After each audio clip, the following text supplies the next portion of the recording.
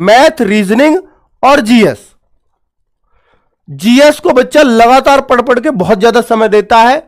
Maths को मैं कह रहा हूं वो जो जीएस का समय लगा रहे हो उसको मैथ्स पे लगाना शुरू कर दो, क्योंकि बिना जीएस के हो सकता है सिलेक्शन हो जाए, पर बिना मैथ्स के सिलेक्शन नहीं होगा।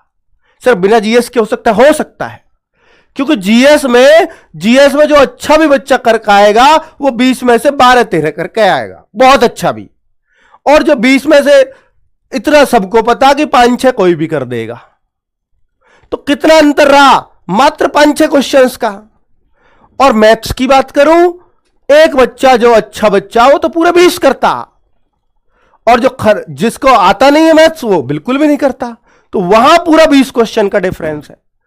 तो मैथ्स के डिफरेंस को क्रिएट मत होने दो, इसलिए मैं कह रहा हूं तो प्लीज मैथ्स को कंटिन्यू टाइम दो। आपको मैथ्स अगर लगता है कि सर मेरे से नहीं हो पा रहा, मैंने बहुत कोशिश की है, तो आप एक काम कर लेना बस, कि जो भी आपसे बन रहा है, ऐसा तो हो ही नहीं सकता, इतना बेबुद्धि कोई नहीं होता कि मुझे मैथ्स बिल्कुल भी समझ नहीं आएगा, कोई भी नहीं होता। ठीक है, कि किसी भी टीचर का मैं पढ़ लूं मुझे एक भी क्वेश्चन समझ में नहीं आता, नहीं, ऐसा हो ही नहीं सकता, क्योंकि आपने अगर उसको हवा नहीं बना रखा है। तो आप मैथ्स के उन चीजों को पढ़ो, जैसे कोई टीचर है किसी चैप्टर में वो 5 वीडियो बनाता है, लेकिन शुरू की 2 वीडियो उसकी बहुत आसान क्वेश्चंस की भी होती हैं। उन 2 वीडियो को तो कर लो यार, और उन्हीं के क्वेश्चंस को बार बार कर लो। मैं आपसे कह रहा हूं कि आप बहुत ज्यादा वो करो, सिर्फ उन 2 वीडियो के क्वेश्चंस को बार बार कर लो, इतना कर लो, तब भी आपका 20 में से कुछ भी नहीं 13-14 क्वेश्चन हो जाएंगे। यदि आप एसएससी जीडी की तैयारी करना चाहते हैं तो आपके लिए एक स्टडी गाइड बुक है जो चक्षु प्रकाशन द्वारा प्रकाशित की गई है।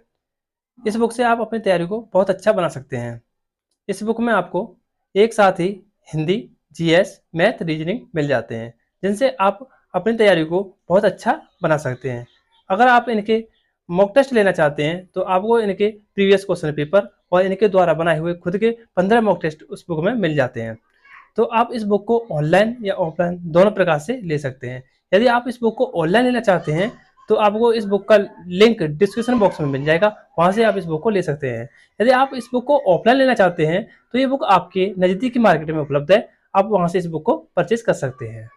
इतना करने पे भी, यानी जितना आपको समझ आ रहा है सिर्फ उतना मैथ्स कर लो, नहीं आ रहा उसको ये मान लो कि वो नहीं करना मेरे को, लेकिन जो आ रहा है उसको बार बार करो, मैथ्स अच्छा हो जाएगा।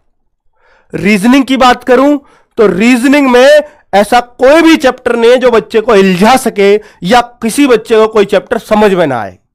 नहीं आ रहा हो दोबारा कर लो, लेकिन रीजनिंग में हर बच्चे का स्कोर 18, 19, 20 ही होना चाहिए। अगर इससे कम जा रहे हो तो अपना सिलेक्शन से दूर हो रहे हो।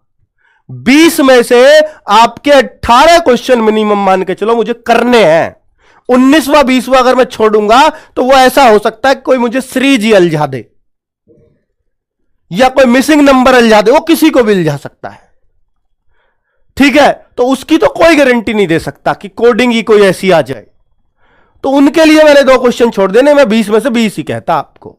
तो 18 क्वेश्चन 20 में से आपको करना ही है रीजनिंग में, उसमें कोई विकल्प नहीं है अगर सिलेक्शन लेना है तो। मैथ्स में आपका चल जाएगा कि भाई 15, ये बच्चे का थोड़ा मैथ्स कमजोर है 15, तो उसको रीजनिंग मजबूत करनी चाहिए। ठीक है, जिस बच्चे का मैथ्स कमजोर है उसको हिंदी बहुत मजबूत करनी चाहिए, लेकिन मैथ्स इतना कमजोर ना हो कि आप 5 भी ना कर पाओ।